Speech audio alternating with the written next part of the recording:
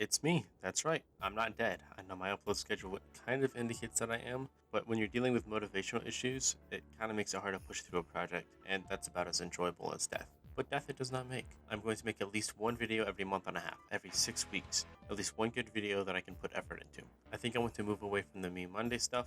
I've deleted essentially all of them for some reasons that pertain to my personal life. And frankly, they can be a chore to make sometimes. It doesn't matter though, that's not likely what you clicked on this video for, so let's just get going, yeah? And I do apologize if the audio quality is not the best, I'm still working on it. It's interlude time. Recently the devs added a new update that will be mentioned throughout this video, while I was in the middle of editing, that is. This means some of this is inaccurate. Basically, this video reflects a game that is worse than what it actually is, because they made the game better. I'll add some gameplay for it, and in fact, we're actually looking at gameplay for the new hero, as well as gameplay for the highly requested melee class of weapons, which they've added the first of in Flowing Light. I hope you've enjoyed interlude time as it concludes, and do note that there will be graphical edits to make corrections for the remainder of the video. Now, let's actually get into this. Gunfire Reborn is a game in early access. It's made by a small development team in Hong Kong called Doi? Doi? 多益 I just have to say these guys are fucking incredible. They patch bugs pretty quick. They put out small updates that add new content and have sold over 1 million copies. They actually recently announced they are putting the game out to Xbox, Google Play, iOS, PlayStation, and the Switch. And this is a 3-man team. 3 people. Wow. I'll never amount to anything close to what these guys have. This shit is a dungeon crawling roguelike, and it's not procedurally generated. It uses one map per area, and right now there are 3 areas with a new one on the way. You navigate the maps differently per stage. You'd think this would make it boring, but really it's builds that you create and the gunplay that give it enjoyability. The story is just kinda there, to be honest. I don't know or frankly care too much about the plot in this game. This might sound like complaining, but I think it's better for the game that the focus right now is largely on combat design, randomness, progression, weapon creation, balancing, as well as adding new scrolls and heroes. So how about this? Let's talk about those things instead, because that's what's really important. What the game has rather than doesn't. Because otherwise, I'm sure you'd really be missing out on shit like Kreia, farming sims, and skill checks. Combat design is really subtle in Gunfire, although in the beginning, it's not.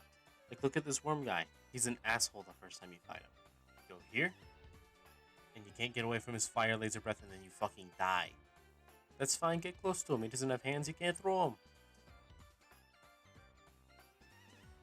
Oh, well, how about trying something in the middle? Now he doesn't swing at you, and you can escape the fire laser breath because math. And guess what? That's not even the whole fight, there's more to it. I only told you how to survive, like, the initial phase. I didn't tell you about the first area boss, I didn't tell you the alternate first area boss, I didn't tell you about the worm's other behaviors or the best way to even hurt him. The difficulty is definitely present. When I first started, I used the feedback feature to ask the devs to nerf the first boss, named Lu Wu. And devs, if you're watching this, I'm sorry. Now I can eviscerate Lu Wu on most builds without thinking. Seriously, look at this little fucking idiot.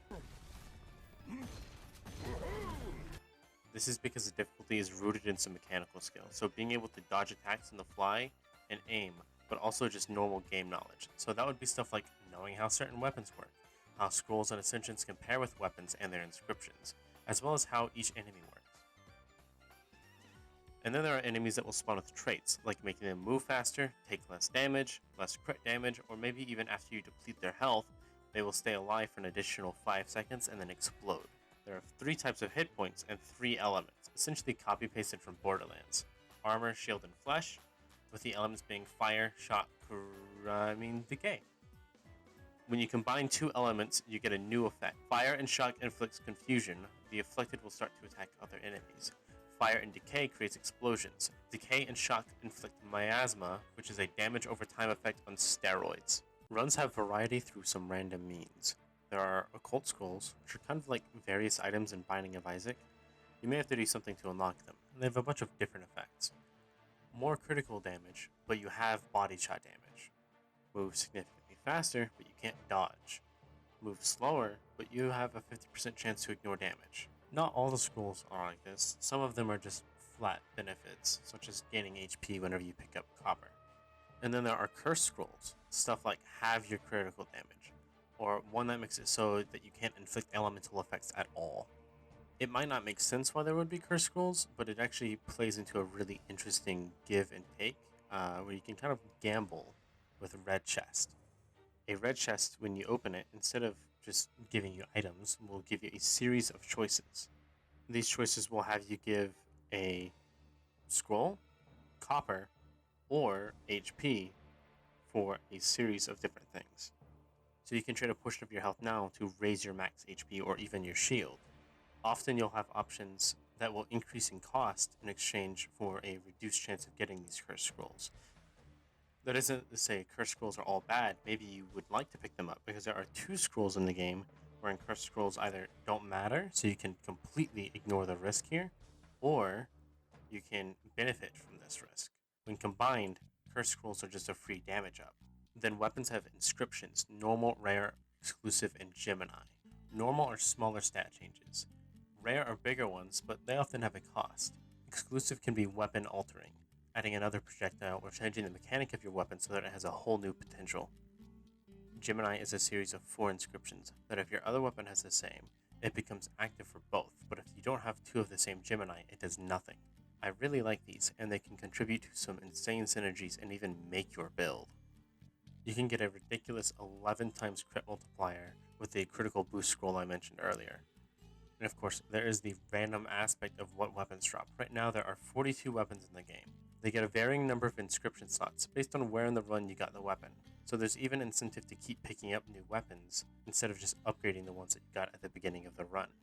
Then there are golden goblets, which present a random set of 3 ascensions for your hero, and there are 3 different groups of ascensions that are for different purposes. For example, Crown Prince has one for elemental damage, for his secondary skill, which are smoke grenades, and then his primary skill, which is an energy orb. You can try and specialize, or you could mix it up. Tons of builds, and you can do stupid meme shit, which is what I prefer doing. Gunfire Reborn has a pretty solid progression system, that being a talent tree, and then there are 5 upgrades for each hero. The talent tree branches off into 3 sections, one based on economy, one based on survivability, and one based on your weapons. The hero upgrades are in this menu as well. You purchase these upgrades with souls, a currency you get from killing enemies and bosses. It costs souls to revive yourself in a run. So if you die, there's a dilemma. Do you buy the revive with your precious souls because you think you could regain more souls than it costs to do the revive, or do you just take your lumps and get what you can? Upgrades aren't cheap, but they aren't too costly to wall progression either. It's a really nice balance to stop players from getting the upgrade that stops you from losing souls after each run, because you lose the souls you don't spend. Honestly, the only flaw with souls is that once you hit max level, and I'll get to that shortly, there isn't really much to do with them. You just end up carrying 500 souls to the next run, every run. You can only revive once, so it's not even a cushion to give you more revives. As for the levels, they really are just an indication of how much you've progressed through the talent tree and hero upgrades. As I write this, it's 125.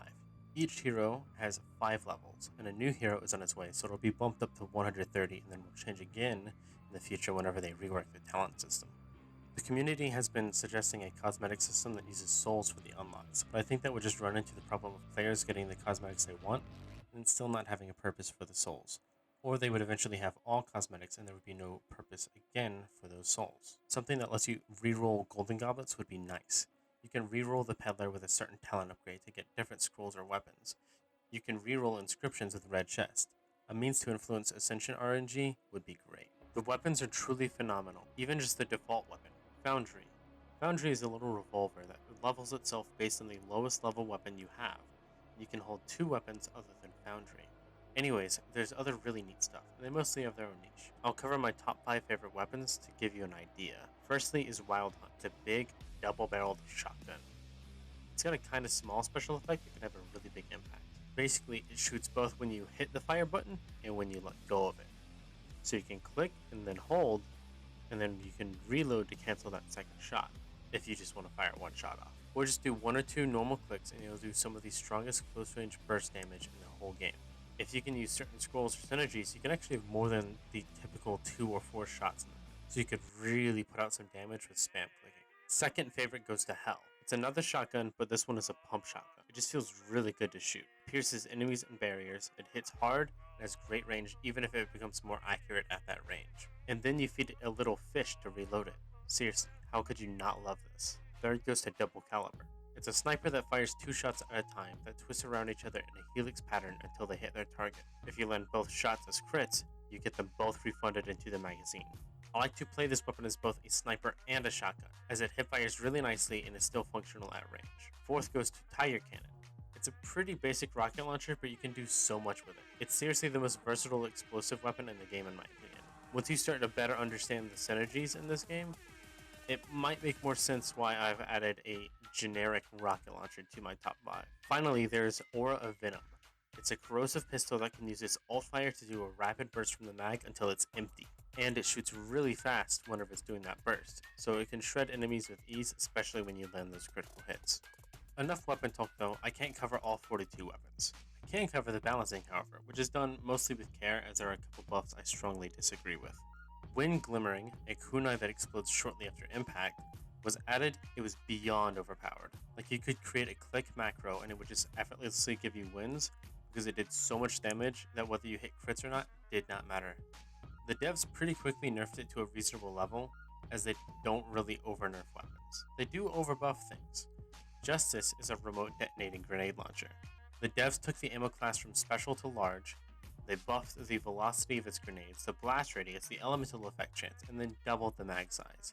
It's just a better Frenzy Shark. There's no reason to use the Shark over the Justice. But even then, these kind of occurrences are pretty rare. The future of the game is really strong. As I record and edit this, I am within 24 hours of the spring update that adds a new boss to the second area, scrolls, and a hero. Then in the summer we get a new random boss, presumably for the second area, new weapons, a new hero, new occult scroll, the previously mentioned rework of the talent system, and more. Fall will see the 1.0 release of the game, leaving early access and adding a new area, new weapons, the final boss, a new hero, a campaign, and new occult scrolls. I'm truly excited for what's coming in Gunfire Reborn. There's also something in this game for everyone. I really do believe that. I have over 570 hours right now in Gunfire Reborn. If you are a fan of those Binding of Isaac breakfast runs, watch Worm get melted in literally seconds. Incredible. There's a small but active speedrunning community. There's multiplayer for up to 4 players if you want to play with friends, and a Discord server to find friends. Link for that in the description. If you have a completionist brain, one wherein it dispenses the serotonin when you see you got a new thing, then there's tons to unlock and more being added. There are 70 achievements to get. There's normal mode for when you want it to be more laid back and casual. There's elite difficulty, which I would consider to be the standard, as it's a high difficulty but not too high, but also not so low that you can just play it on autopilot. And then there is nightmare mode, for people who for some reason think legendary difficulty in Skyrim is fun. The devs recently added a daily challenge mode, which has a random daily modifier as you play through a stage with whatever modifiers. You can do self-imposed challenges. I'm actually working on doing a run on each character with each weapon from the starter chest. This means the only weapon I can use has one inscription slot, is unleveled, and it starts as a normal inscription. I'm 57.14285714% done. I'm not the only guy in the community, so I reached out in the Gunfire Reborn Discord and asked what they liked. I only got one response, and essentially it was the way that the game locks out items you have from being a possible drop, which allows you to abuse this and limit what you can get, albeit at a cost. Grabbing the unfettered will you don't want will mean that it can't drop again later. However, it can also mean that if you ignore the corrosion enthusiast you don't like, even if it harms your build, then you might end up getting it to drop again in place of something you've wanted. I've had this happen before. If you get 3 ascensions you don't want, but pick a tier 1 option that doesn't have further tiers, that would limit your ascension pool to make it more likely you get an ascension you want. Maybe there's a level 3 ascension that would be good for your build, but there's a level 1 ascension that could be really strong for you too. If you pick the level 3, you also skim the pool. These aren't always the best options. Maybe you are too short on gold for the peddler to justify grabbing that scroll. Or maybe the tier 1 ascension is less useful than the other option. Maybe the level 1 ascension would be strong enough to help you get to the next golden goblet. This seemingly accidental mechanic gives you a bit of control, but not so much that you derail the random aspect of the game, and it's not so simple to destroy the nuance of options presented to you. I'm going to copy each bomber guy and use a spreadsheet to track all the games I like and make videos about, and then rate them along the way. Gunfire Reborn is my 4th favorite game so far and gets a 95 out of 100. Anyways, thanks to Axelon for his input, and thank you for watching. I'll see you guys back in March. I've got a 3-part series coming up. I hope you'll like. It's going to be on Fallout. So the first one will be Fallout 3. That should be out in April. And then 6 weeks from that would be Fallout New Vegas. And then 6 weeks from that would be Fallout Frontier. And I'm recording this kind of in the aftermath of all the drama that went down with that. So that's going to be really interesting to make. Anyways, see you guys next time.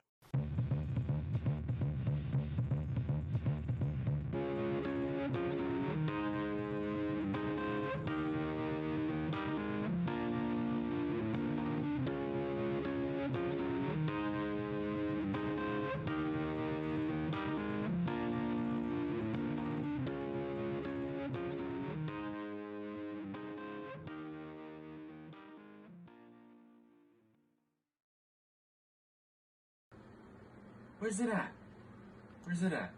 What happened? It's good. Okay. Hey. You'll see. You'll see. You'll be hyped. You'll be happy for me. Trust. Where's that at? Scroll down. Come on. Was this really that long ago? Fuck.